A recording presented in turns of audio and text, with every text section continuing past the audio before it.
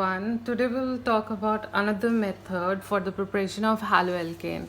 This method stands for halogen exchange. Always remember that with the help of this method, which involves two further fabrication, one is Finkelstein and other one is Schwarz reaction, this method always form haloalkanes. It's not at all about haloarenes. So the method is halogen exchange method. As we know that it has two fabrication, we will talk about firstly Finkelstein method. Finkelstein reaction or method is named on the person's name, that is Finkelstein itself. In this reaction, we will get ido compound always. Ido compounds are there, and we will get those ido compounds from Rx. As we know that it is halogen exchange method, so the reactant that we take is itself a haloalkane, and that haloalkane when reacts with NaI, it will give us Ri and NaX.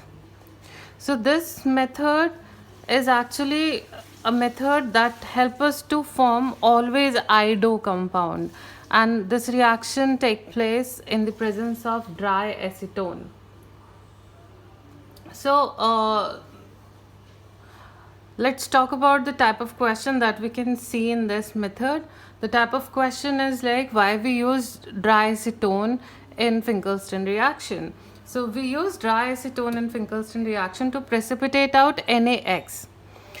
Over here, X stands for chloro compound and bromo compounds.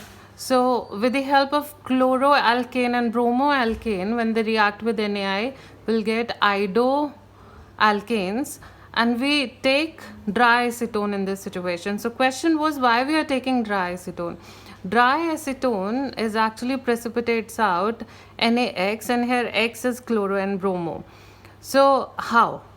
Actually, this reaction is in over here we showed that irreversible pathway, but in real terms, according to NCERT, they are showing this thing, but in real terms, it is reversible reaction. And whenever you have reversible reaction, there was a rule that we had studied in class 11, that was Lee-Chatelaar principle. And Lee-Chatelaar principle states that if product quantity got reduced, we will get more product according to Lee-Chatelaar principle. So question in 12th class is about why we are adding dry acetone. It's not about what is Lee-Chatelaar principle and how it is performing. Answer is like we use dry acetone because it will precipitate out NaX.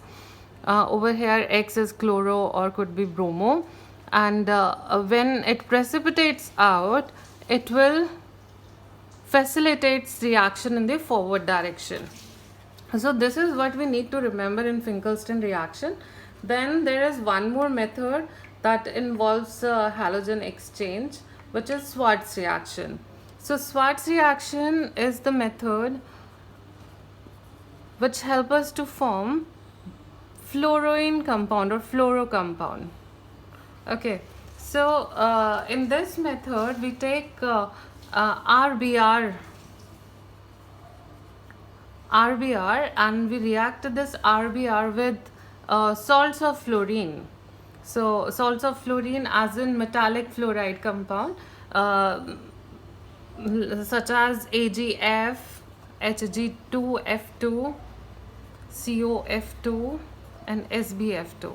We can take any one of them, and when they react with bromoalkanes, we will get RF along with, if I'm taking AgF along with, I will get AgBr. So this is Schwarz reaction. If someone asks us what type of question anyone can ask about Schwarz reaction, so it's very simple. It covers two type of question. One is complete the reaction, and another one is name reaction.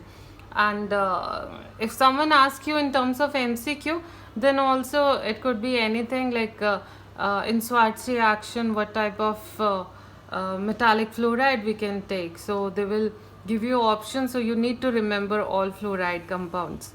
So this is all about this method. It is not at all very tough, it is very simple. And Finkelstein reaction, we will see that there's a question in NCRT that covers conversion type of thing. In that question, they're taking this reaction as a question. So that's all about this halogen exchange. See you in the next video. Take care.